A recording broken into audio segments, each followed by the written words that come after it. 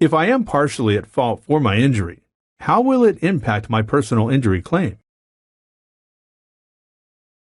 Attorney John Rosenberg explains, California is a comparative fault state.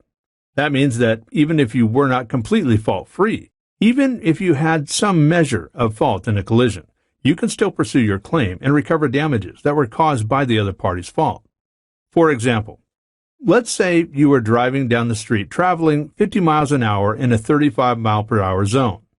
As you approach an intersection with a green light, the driver going in the opposite direction makes a left turn in front of you, just as you reach the intersection, and there's a collision.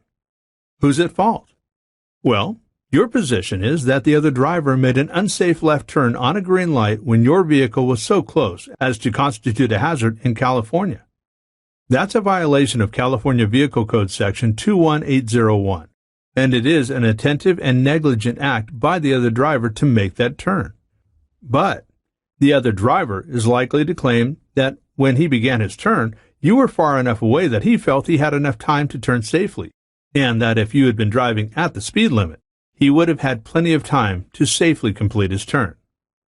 Consequently, he and his insurance company are likely to say that you were also at fault due to speeding. This would be comparative negligence. In a case like this, with some measure of comparative negligence, you might be found to be 10 to 20% at fault. But the remaining 80% to 90% of fault still lies with the other party.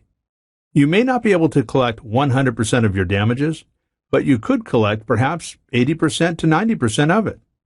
And in a serious injury case, it's still quite a bit of money. So even if you are found partly at fault, you still have a legitimate claim. At the law offices of John P. Rosenberg, we work hard to ensure that in the wake of your accident, you're financially taken care of and able to move forward to a brighter future.